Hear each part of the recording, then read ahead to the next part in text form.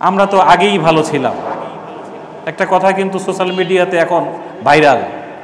আমরা তো আগেই ভালো ছিলাম, হঠাৎ করে এগুলো কথা কোত্থেকে নিয়ে আসে? মুহাম্মদ সাল্লাল্লাহু আলাইহি ওয়াসাল্লামও যখন এই কথাগুলো বলা শুরু করলেন, তখনও ওই সমাজের লোকজন বলছিল আগেই তো ভালো ছিলাম, এগুলো আবার কি কথা উনি নতুন করে নিয়ে আসেন। ইব্রাহিম আলাইহিস সালাম যখন এই কথাগুলো নিয়ে আসছেন, তখনও তার জাতি বলেছিল আগেই তো ভালো ছিলাম, এগুলো কি কথা নিয়ে আসে। মুসা আলাইহিস সালাম যখন এই কথাগুলো নিয়ে আসছিলেন, তখনও তার জাতি ঠিক একই কথা বলেছিল। তখন আপনারা বলতে পারেন, তাহলে কি আমরা কিছু বুঝি না? আমরা কি কোরআন মানি না? আমরা কি কোরআনকে ভালোবাসি না? অবশ্যই আমরা কোরআনকে ভালোবাসি, এর মধ্যে কোনো সন্দেহ নাই, কোনো সন্দেহ নাই। আপনারা এই কোরআনকে চুমু খান, আমরা এই কোরআনকে ভালোবাসি। শুধু কোরআনকে না, কোরআন যে লেহেলের ওপর রেখে আমরা তেলাওয়াত করি, এটা কদম কাঠের বানানো একটা রেহেল, সেগুন কাঠের না, একেবারে কম দামি একটা রেহেল। যেই কোরআনটা যে কাপড় দিয়ে আমরা বাঁধি, এটা কোনো দামি কাপড় না, একেবারেই ট্যাট্রন কাপড়, যেটা বাজারে 30-40 টাকা গজে পাওয়া যায়, এরকম কাপড় দিয়ে আমরা কোরআন বাঁধি। সবচেয়ে কম দামের কাঠের রেহেলের ওপর রেখে আমরা কোরআনের তেলাওয়াত করি। ওই রেহেল আর ওই কাপড়টাকে আমরা যা ভালোবাসি, সেই ভালোবাসাই তো অনেক। ওই রেহেলটা কোথাও পড়ে গেলে, কাপড়টা কোথাও সরে গেলে আমরা চুমু খাই, যে কারণ কি এই রেহেলের সাথে কোরআনের একটা টাচ লেগেছিল, একটা স্পর্শ লাগছিল, দেখি রেহেলটার এত গুরুত্ব। আমরা যে রোজার মাসে রোজা রাখি, এর কারণটা কি? যে এই মাসে কোরআন নাজিল করেছে আল্লাহ তাআলা। কি কথা ঠিক না? কোরআনের সাথে যার সম্পর্ক, তাকেই আমরা চুমু খাই, তাকে আমরা আদর করি। এই কোরআনের পাখি বলে পরিচিত আল্লামা দেলোয়ার হোসাইন সাঈদী, তাকে যেদিন দাফন করা হয়, আমরা মিডিয়ায় দেখেছি কিভাবে তার লাশটাকে সবাই ধরে আদর করছে, চুমু খাচ্ছে। পৃথিবীর ইতিহাসে বিরল। আসলে ওই লোকের ডেড বডিটার কোনো ভ্যালু নাই, ভ্যালুটা হচ্ছে এই বডির সাথে কোরআনের সম্পর্ক ছিল। কি ঠিক না? সাঈদী সাহেবের মাহফিলে লক্ষ লক্ষ মানুষ যাইতো সাঈদী সাহেবকে দেখার জন্য না, তারা দেখতে যাইতো যে এখানে কোরআনের কথা বলা হয়, আর এই লোকটার সাথে কোরআনের সম্পর্ক আছে।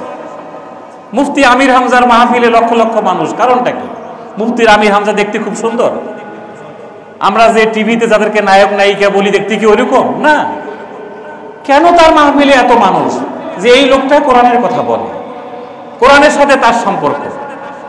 এখন আমার কথা হলো, ওই রেহেলের মধ্যে চুমু খাইলে, আল্লামা সাঈদীর ডেড বডিতে চুমু খাইলে, আর কোরআনে মোড়ানো কাপড়টাকে আদর যত্ন করে রাখলে, আল্লাহ তাআলা কি আমাদেরকে মাফ করে দিবে, নাকি কোরআনটা আমাদের বুঝতে হবে? বলেন, কোরআনটাকে বুঝতে হবে। দেখেন, আব্দুল্লাহ বিন উবাই রাসূলের একজন বড় মাপের সাহাবী ছিলেন, কিন্তু এই কোরআনটা যখন পৃথিবীতে কায়েম করার জন্য তৎকালীন পার্লামেন্টে, সংসদ ভবনে কোরআনকে পাস করার জন্য আল্লাহ নির্দেশনা দিলেন, আব্দুল্লাহ বিন উবাই বললেন যে একই সাথে এরকমই নামাজ পড়তে, একই সাথে এরকমই। উনি যেমন দাঁড়ায় এখন ঘোষণা দিলেন যে ইসলামী ব্যাংকের ম্যানেজার কথা বলবে, আব্দুল্লাহ বিন উবাই এরকম দাঁড়ায় কথা বলতেন, এখন আল্লাহ রাসূল কথা বলবে, প্লিজ কেউ কথা বলো না, চুপচাপ থাকো।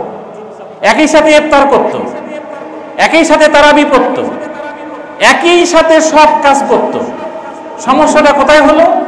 যে কোরআন কায়েমের যে আন্দোলন, এই কোরআনকে সংসদে পার্লামেন্টে বসানোর জন্য যে আন্দোলন, এইটা করতে গিয়ে উনি ওনার 300 জন গ্রুপ নিয়ে সেখান থেকে বের হয়ে চলে গেলেন। আল্লাহ তাআলা কোরআনে কি বললেন? এখন আর সে তোমার সাহাবী না, সে মুনাফিক। সে কি মুনাফিকরা কি জান্নাতে যাবে না জাহান্নামে যাবে? জাহান্নামে। আমাদের ভালো করে বোঝা দরকার যে এই কোরআনটা পৃথিবীতে আল্লাহ পাঠিয়েছেন এভাবে আদর যত্ন চুমু খাওয়ার জন্য না। এই কোরআনের প্রত্যেকটি শব্দ আপনাকে বুঝতে হবে। এই কোরআনের আইনে আপনার দেশকে পরিচালনা করতে হবে। আপনার সংসদে, পার্লামেন্টে কোরআনের আইন চলবে। যে দেশের পার্লামেন্টে কোরআনের আইন নাই, সে দেশের লোক মুসলমান বলে মনে করার কোনো সুযোগ নেই, তার ঈমান আছে বলে মনে করার কোনো সুযোগ নেই। হয় কোরআনকে বিজয়ী করতে হবে, না হলে আমার জীবন চলে যাবে। এই জন্যই তো আজকে যুগে যুগে দেখা যাচ্ছে, আপনি এই যে আমি বললাম গত সপ্তাহে এক পরিবারের একই দিনে একসাথে 17 জন একসাথেই শাহাদাত বরণ করছে। কি জন্য সাজা বরণ করছে? তাদের টার্গেটটা কি ক্ষমতায় যাওয়া? না, আল্লাহর ঘরকে উদ্ধার করা, আল্লাহর বিধানকে পৃথিবীতে প্রতিষ্ঠিত করা, এটাই তাদের স্বপ্ন। এই কথাগুলো বললেই অনেকে বলে হুজুর রাজনীতি করেন কেন? আরে মুশকিল তো। আপনি আলহামদুলিল্লাহ সূরা পড়েন, প্রত্যেকটা শব্দের সাথে রাজনীতি আছে, প্রত্যেকটা শব্দের সাথে রাজনীতি আছে। নীতির রাজকে রাজনীতি বলা হয়। সবচেয়ে যেটা উত্তম নীতি সেটাই হলো রাজনীতি। আমরা রাজনীতিকে তো উল্টো নীতি বানাই ফেলেছি, দুর্নীতি বানাই ফেলেছি, নোংরা করে ফেলেছি। এটা তো কোরআনের অপরাধ না, এটা কি কোরআনের দোষ? না, আপনার আমার চরিত্রের দোষ, আপনার আমার নীতি নৈতিকতার প্রবলেম। কোরআনের তো কোনো প্রবলেম নাই। আলহামদু শব্দের অর্থ কি? রব শব্দের অর্থ কি? আলামিন কি? মালিকিও কি? ইয়মন কি? প্রত্যেকটা শব্দের সাথে রাজনীতি আছে। আপনি বোঝেন না দেখে কথাগুলো বলছেন, আমরা বুঝি না দেখে কথাগুলো বলি। আপনি যেদিনই কালেমা পড়বেন লা ইলাহা ইল্লাল্লাহ, এটাই তো সবচেয়ে বড় রাজনীতি। আপনি কি বলতেছেন? লা ইলাহা ইল্লাল্লাহ মানে কি? আল্লাহ ছাড়া আমি আর কারো আইন মানি না। বলেন, আমার এই কথার মধ্যে ভুল আছে নাকি? একজন দাঁড়ায় বলেন লা ইলাহা ইল্লাল্লাহ। লা ইলাহা, কোন আইনদাতা নাই, কোন হুকুমকর্তা নাই, কোন বিধানদাতা নাই, কোন রিজিকদাতা নাই, ইল্লাল্লাহ, আল্লাহ ছাড়া। তবে আল্লাহ ছাড়া আমি আর কারো আইন মানি না। তা আল্লাহর আইনকে মানতে হবে। এটা মানতে গেলে তো আপনি রাজনীতি ছাড়া আল্লাহর আইন কিভাবে চালু করে দেবেন? বলেন, আমার কথা ভুল থাকলে আপনারা বলেন। আল্লাহ ছাড়া যে আর কারো আইন মানি না, এটা প্র্যাকটিক্যাল ম্যান হচ্ছেন মুহাম্মদুর রাসূলুল্লাহ সাল্লাল্লাহু আলাইহি ওয়াসাল্লাম। আল্লাহুম্মা সাল্লি আলা সাইয়্যিদিনা মাওলানা মুহাম্মদ, সারা জীবন মিলাদ পড়তেছেন, আপনি বুঝেন আল্লাহুম্মা সাল্লি আলা সাইয়্যিদিনা মাওলানা মুহাম্মদ সবচেয়ে বড় রাজনীতির কথা এটা। সাইয়্যিদ মানে লিডার, সাইয়্যিদ মানে নেতা। আল্লাহুম্মা সাল্লি আলা সাইয়্যিদিনা মাওলানা মুহাম্মদ, এর থেকে বড় রাজনীতি আর নাই। আমরা আরবিতে খুতবা হয় দেখে আমরা কিছু বুঝি না। খুতবার প্রত্যেকটা শব্দ রাজনীতির সাথে সম্পর্কিত, প্রত্যেকটা শব্দ। আপনি যে খুতবা দিচ্ছেন, ইন্নাল্লাহা ইয়ামুরু বিল আদল ওয়াল ইহসান ওয়া ইতাই যিল কুরবা ওয়া ইয়ানহা আনিল ফাহশাই ওয়াল মুনকার ওয়াল বাগি ইয়াইযুকুম লাআল্লাকুম তাযাক্কারুন, খুতবা শেষ। এখানে যে কত বড় রাজনীতি হইল আপনি চিন্তা করছেন? প্লিজ এই কথাগুলোকে এইভাবে আমরা চালাই দিয়ে সমাজটাকে নষ্ট করা ঠিক হবে না। আপনি নামাজ পড়তে আসছেন, নামাজের প্রত্যেকটা শব্দ বোঝেন, না বুঝে নামাজ পড়তেছেন দেখেই তো আমাদের মধ্যে এই কথাগুলো চালু হয়েছে। তুমি আমার আইন ছাড়া, আমার কোরআন ছাড়া কার বিধান মানতে চাও? সূরা আলে ইমরানে আল্লাহ এই কথা বলছে, আফা গায়রা দীনিল্লাহি ইয়াবকুন। আল্লাহর আইন, আল্লাহর বিধান, আল্লাহর কোরআন, আল্লাহর হুকুম ছাড়া কার আইন মানতে চাও? ওয়ালাহু আসলামা মান ফিস সামাওয়াতি ওয়াল আরদ। আসমান এবং জমিনের দিকে তাকাও, প্রত্যেকটা জিনিস আমার গোলামি করছে, আমার তাসবিহ করছে, আমার হুকুম মেনে নিচ্ছে। তোমার বডির ভিতরে প্রত্যেক মুহূর্তে আমার আইন চলতেছে। আপনি বলেন, আপনার ডাইজেশন পাওয়ার, আপনার চোখের যে দেখার শক্তি, এই চোখের যে দেখতে হয়, এই হুকুমটাকে আপনি জারি করে দিয়েছেন না আল্লাহ করে দিয়েছেন? চোখকে আপনি যদি এত ক্ষমতাশালী হন, তা চোখ দিয়ে আপনি শুনের কাজটা করেন। আপনি ক্ষমতা চালু করে দেন চোখের উপরে, চোখ তুমি আর এখন দেখতে পারবে না, তুমি শুনবা। পারবেন আপনি চোখ দিয়ে শোনার কাজ করাইতে? আল্লাহ বলছে, আমি কানকে যে দায়িত্ব দিয়েছি, কান সে দায়িত্ব পালন করছে। চোখ যে দায়িত্ব দিয়েছি, চোখ সে দায়িত্ব পালন করছে। তোমার ডাইজেশন পাওয়ার, তুমি শাক খাচ্ছ, সবজি খাইতেছো, গরুর গোশত, মুরগির গোশত, বিরিয়ানি, তেহারি, একবারে আপেল, কলা, ফ্রুটস, এক একটা আইটেমের, এক একটা খাবারের এক একটা কাজ। আপেলের যেটা কাজ, কলার সেটা ভিন্ন কাজ। বিরিয়ানির যেটা কাজ, সাদা ভাতের আরেকটা কাজ। ফুলকপির যে ভিটামিন, এটা ঢেঁড়সের মধ্যে ওই ভিটামিন নাই। তোমার সমস্ত খাবার একসাথে করে বান্দা তুমি খেয়ে ফেললা। তুমি খেয়াল করেছো তোমার কোন খাবারের কি কাজ আমি আল্লাহ এর ভিতরে সিস্টেম করে দিয়েছি? কি সুবহানাল্লাহ বলতে পারছেন? সূরা আবাসার মধ্যে ফালিয়ানজুরিল ইনসান ইলা তুআমি, মানুষের উচিত তার ডাইনিং টেবিলের দিকে তাকানো। ফালিয়ানজুরিল ইনসান ইলা তুআমি, তার ডাইনিং টেবিলে যে 5 স্টার হোটেলে বসে সে খাচ্ছে, 105 প্রকারের আইটেম বুফেট সে খাচ্ছে।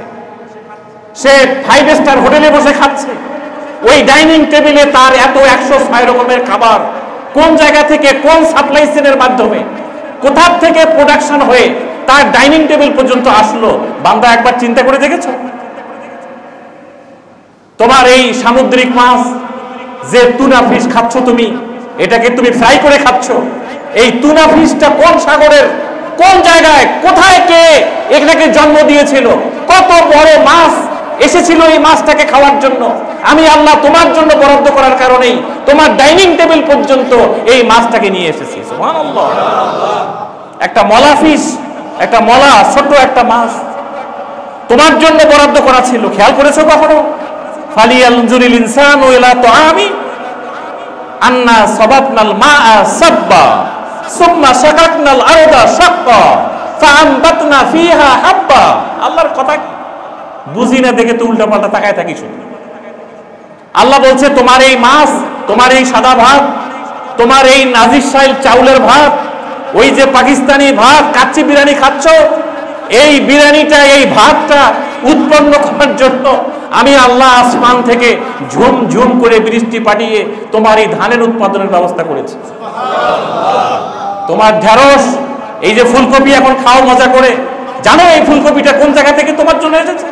ওই বগুড়ার মোকামতলায় যেখানে ফুলকপির আবাদ হয়, কতটুকু টেম্পারেচার দিলে, কতটুকু তাপমাত্রা দিলে, কতটুকু কুয়াশা দিলে ওই ফুলকপিটা তোমার খাবার উপযোগী হবে, আমি আল্লাহ সে ব্যবস্থা করেছি। হায় রে মানুষ কি কোন দিকে দৌড়ায় বুঝি না। ঝুম ঝুম করে বৃষ্টি পাঠাই আমি, কোথাও বৃষ্টির দানা কমাই দেই, কোথাও বাড়াই দেই, যেখানে যতটুকু বৃষ্টির প্রয়োজন হয়। আন্না সাবাবনাল মা'a সাব্বা সুম্মা শাকাকনাল আরদা শাক্কা। এরপরে ওই ফুলকপি ভেদ করে, ওটা তো একটা বীজ বপন করা হয়েছিল, ওইখান থেকে ভেদ করে আমি এখান থেকে চারা উৎপন্ন করে কোন ফুলকপিটা দেখতে কত সুন্দর লাগবে আমি আল্লাহ সে ব্যবস্থাপনা করেছি। এটা কি আল্লাহর রহমত না আল্লাহর গজব? আমার জান্নাতে ঢুকতে চাও, এই জান্নাতের কথা বলতে গেলে তো একদিন লাগবে। ফিহা নাঈমুম মুকিম উলাইকা হুমুল ফাইজুন। আল্লাহ বলছে জান্নাতে তুমি যা চাবা তাই পাবা। আমি এর আগে এখানে বলেছিলাম, সকল পৃথিবীর সমস্ত সম্পত্তি আপনার নামে যদি আজকে ডিড করে দেওয়া হয়, দলিল যে মিস্টার আব্দুল্লাহ এই মসজিদ কমিটির যিনি সভাপতি, ওনার নামে সারা পৃথিবী, নট অনলি বাংলাদেশ, সারা পৃথিবীর সকল জমি জায়গা, গাড়ি বাড়ি, সকল সোনা দানা যা কিছু আছে, পাহাড় পর্বত বন জঙ্গল যা কিছু আছে, সব মসজিদ কমিটির সভাপতির নামে আজকে যদি কেউ দলিল করে দেয়, এটা একবার না 10 বার না 1000 বার দলিল করে দিলে এর যা ভ্যালু হবে, এর যা দাম হবে, এটা দিয়ে জান্নাতের একটা ইটও কেনা যাবে না। আপনি সেই জান্নাতের স্বপ্ন দেখবেন না, কি দেখতে চান? খালি টাকা, খালি গাড়ি আর রাজনীতি, চাঁদাবাজি, ধান্দাবাজি, বাজে থিঙ্কিং। বাজে। আপনি রেল লাইনের প্ল্যাটফর্মে ঘুমান, আপনার জীবন থেকে 50-60 বছর এমনি কেটে যাবে। আপনি টিন শেডে ঘুমান, 50-60 বছর এমনি চলে যাবে। আপনি 6 তলা বিল্ডিং এ থাকেন, আপনার 50-60 বছর এমনি চলে যাবে। আলটিমেট গোল, চূড়ান্ত মঞ্জিল, চূড়ান্ত টার্গেট হচ্ছে আল্লাহর জান্নাত। আপনাকে আমাকে স্বপ্ন দেখতে হবে, আমরা স্বপ্ন দেখতে পারি না।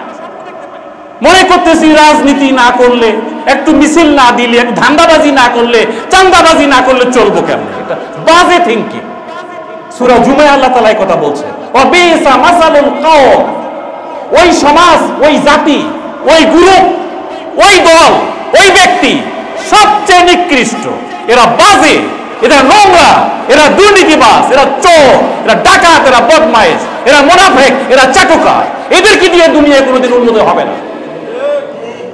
বিসা মাসালুল কওম, যারা কোরআনকে পছন্দ করে না, কোরআনকে ভালোবাসে না, কোরআনকে চুমু খায়, আদর করে, ভালোবাসে, কোরআনের আইন চায় না। কি আজব প্রকৃতির মানুষ! ওই যে গরুর দুধ খায়, গরুর গোশত খাইতে চায় না, আছে না এরকম লোক কিছু? কোরআনের চুমু খায়, কোরআনকে খুব ভালোবাসে। আমাদের হুজুর সাহেব মসজিদের ইমাম ডেকে নিয়ে মুরগি জবাই করে খাওয়ায়, কিন্তু উনি কোরআনের আইন চান না। এরকম মুসল্লি এই পৃথিবীতে আছে না নাই বলেন? আপনি যে কোরআনটাকে ভালোবাসেন সেই কোরআনের আইন আপনি চান না? বলেন তো দেখি। তা আপনি কথাই আল্লাহ তাআলা বলছে তুমি কোরআনকে খুব ভালোবাসো, কিন্তু কোরআনের আইন মানতে চাও না, তুমি একজন মুনাফিক, তুমি নোংরা, তোমাকে দিয়ে দুনিয়ায় কিছু হবে না, পচা গন্ধ, বিসা মাসালুল কওম। আল্লাহ বলছে যারা কোরআনের বিপরীতে অবস্থান নেয়, ফাবিসা মাসওয়াল মুতাকাব্বিরিন, অহংকার করে, এগুলা কি জিনিস, এই হুজুর কত দেখছি, কত এগুলা কোরআন শরীফ। আরে ভাই, আপনি কোরআন কি বুঝছেন? আপনি কোরআনের কি বুঝেছেন? আল্লাহ তাআলা বলেছেন, আল্লাহ, এটা কোনো পৃথিবীর হুজুরের কথা নয়।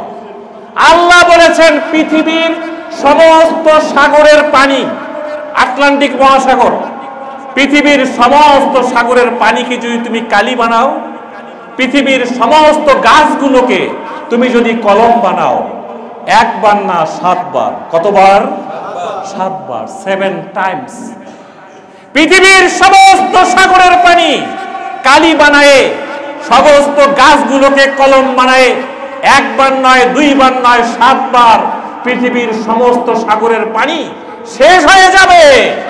আল্লাহর কোরআনের একটা শব্দের ব্যাখ্যা তুমি লিখে শেষ করতে পারবে না, শেষ করতে পারবে না। আপনি কি বুঝলেন কোরআনের?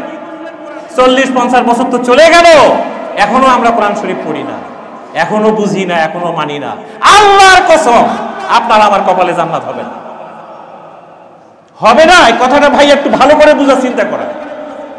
আপনি কোরআন শরীফ পড়বেন না, কোরআন শরীফ মানবেন না, কোরআন শরীফ বুঝবেন না, কোরআনের চরিত্রে চরিত্রবান হবেন না, আল্লাহর কসম আপনার আমার কপালে জান্নাত জুটবে না। আমার এই কথার সাথে কেউ দ্বিমত থাকলে হাত তোলেন, এখনই তোলেন। ওই চার দোকানে যে এই কথা কইেন না যে কি সব উল্টাপাল্টা কথা বলে গেল।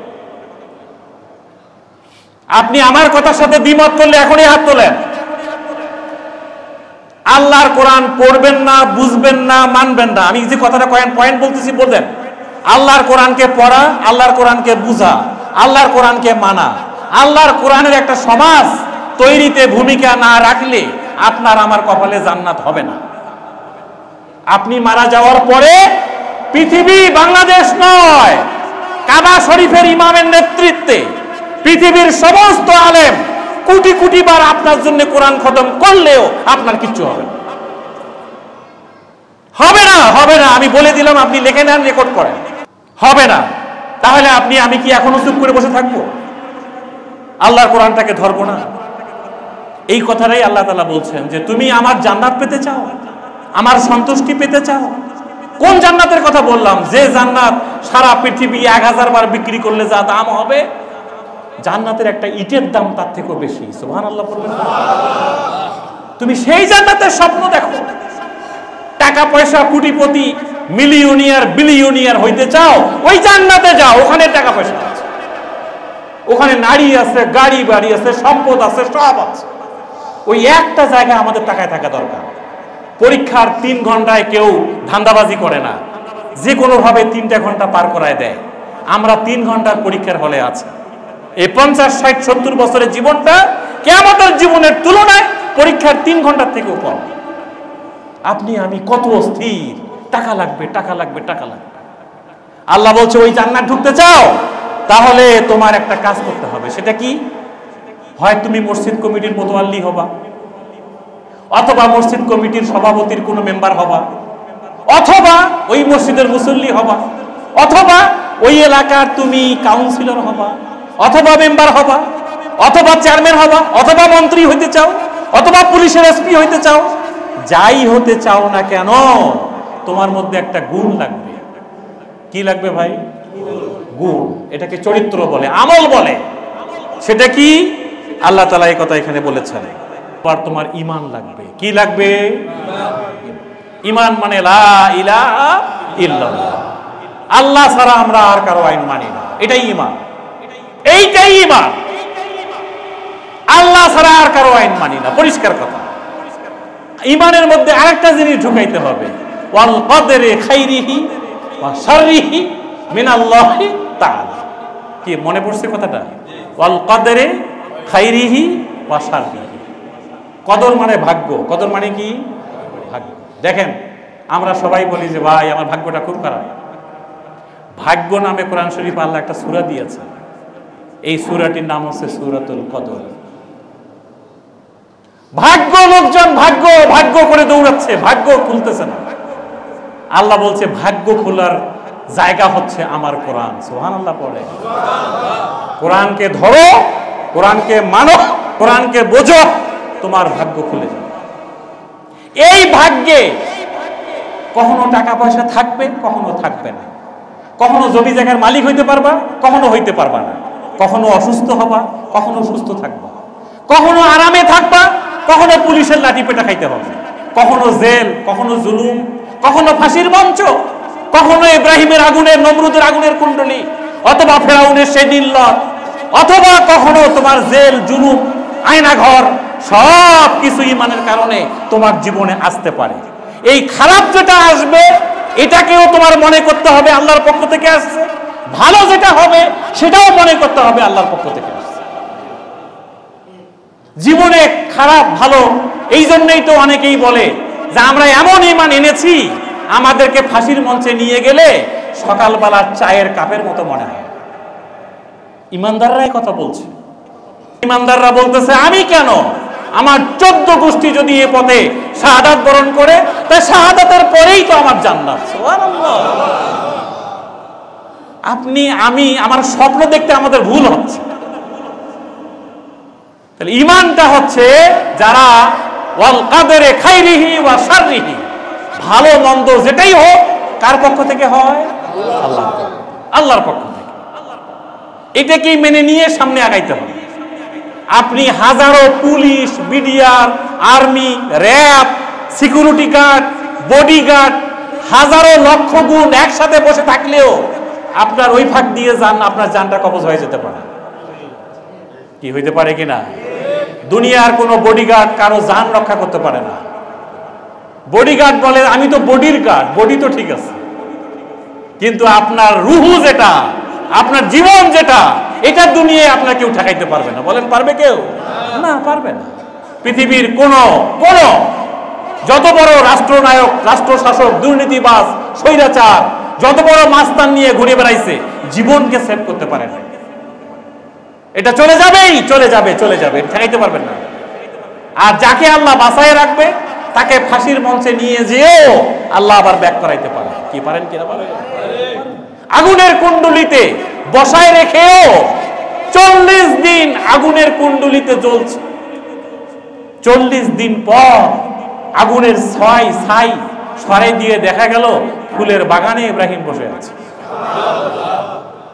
এই ভালো মন্দর ফয়সালাটা কার থেকে হয়? আগুন কার কথা শোনে? আল্লাহ। বন্দুকের নলা কার কথা শোনে? আল্লাহ। পিস্তল কার কথা শোনে? আল্লাহ। কামান ট্যাঙ্ক কার কথা শোনে? আল্লাহ। ইউনূস আলাইহিস সালাম, তাকে জাহাজ থেকে সমুদ্রে থ্রো করে দেওয়া হলো। আল্লাহ বলল আমি একটা মাছকে নির্দেশ দিলাম, ওই মাছ ছিল আরেক সাগরের মধ্যে, দৌড়ে স্পিডে কত হাজার মাইল বেগে এই মাছ আসছে কেউ জানে না। ইউনূস আলাইহিস সালামকে থ্রো করা হচ্ছে, আরেক সাগর থেকে মাছ দৌড়ে আসতেছে, তাকে থ্রো করা আর মাছের এগিয়ে আসা, এই ব্যালেন্সিং এর মধ্যে থ্রো করার সাথে সাথেই মাছ তাকে গিলে পেটের মধ্যে নিয়ে নিল। সুবহানাল্লাহ। সাগরের ভিতরে মাছ ঢুকে গেল, একদিকে অন্ধকার পানির নিচে, আরেকদিকে মাছের পেটের ভেতরের অন্ধকার। সেই অন্ধকারের ভেতর একসময় ইউনূসের জ্ঞান ফিরল, তিনি মাথা উঁচু করে ওই পেটের ভেতরে বসে গেলেন। এবার দাঁড়ায় গেলেন, ওখানেই তিনি শুনতে পাচ্ছেন এই সাগরের অন্ধকারের ভিতরে কারা কারা যেন বলতেছে লা ইলাহা ইল্লা আনতা, লা ইলাহা ইল্লা আনতা। ইউনূস আলাইহিস সালাম বলে আল্লাহু আকবার, এ কি শুনতেছি? তিনি মাছের পেটে দাঁড়ায় গেলেন, কত বড় মাছ চিন্তা করেন, মাছের পেটের ভিতর দাঁড়ায় গেলেন। দাঁড়ায় যে রব্বের কাছে হাত তুলে বললেন রব্বুল আলামিন, একদিকে পানির নিচের অন্ধকার, আরেকদিকে মাছের পেটের অন্ধকার, এমন এক জায়গায় দাঁড়িয়ে আমি তোমার কথা স্মরণ করছি যে জায়গায় কোনোদিন কেউ তোমাকে স্মরণ করে নাই। রব্বুল আলামিন লা ইলাহা ইল্লা আনতা সুবহানাকা ইন্নী কুনতু মিনাজ জালিমিন, ইন্নী কুনতু মিনাজ জালিমিনটা তিনি এক করলেন, যোগ করলেন। রব্বুল আলামিন আমি জুলুম করে ফেলছি, অন্যায় করে ফেলছি, ভুল করে ফেলেছি, আমাকে মাফ করে দাও। তার এই খবর আরো সে চলে গেল। আল্লাহ তাআলা তাকে ক্ষমা করে দিলেন। মাছকে বললেন তাকে সাগরের কর্নারে তুমি আবার ফিরাই দিয়ে আসো। ইউনূস আলাইহিস সালামকে মাছ যেখানে বের করে দিয়েছিলেন সেখানে এখন একটা নামাজের ছোট্ট ঘর আছে। আমি ওই জায়গায় যে 2 রাকাত নামাজ পড়েছি। আল্লাহ তুমি আমাদের এই নামাজকে কবুল করে নিও। আপনারা এই বিষয়গুলো মাথায় রাখতে হবে। আল্লাহ চাইলে মাছের পেটের ভেতরেও আপনি নিরাপদে থাকতে পারেন। এই ঈমান আমাদের সমাজ থেকে হারিয়ে গেছে। তাহলে 1 নম্বর গুণটাই ঈমান। এই পৃথিবীকে নেতৃত্ব দিবে কারা? এই পৃথিবীর দায়িত্বশীল হবে কারা? এই পৃথিবীর মসজিদ কমিটির মোতোয়াল্লি থেকে শুরু করে, ইমাম থেকে শুরু করে, মুসল্লি থেকে শুরু করে এই সমাজের প্রত্যেকটা নেতৃত্ব কারা দিতে পারবে? এটা আল্লাহ কোরআন যেটা বলবে সেটাই আমরা মেনে নেব। ঠিক কিনা? এটাই মেনে নেব, এর বাইরে আমাদের কোনো কথা নেই। এটার জন্যই বর্তমান পৃথিবীতে আমরা যে অস্থিরতা দেখতে পাচ্ছি। আপনাকে মুসলমান হিসাবে আরো সচেতন হতে হবে, আরো সজাগ হতে হবে, আরো আপনাকে জেগে উঠতে হবে। আল্লাহর কোরআনটাকে আপনার বুঝে নিতে হবে।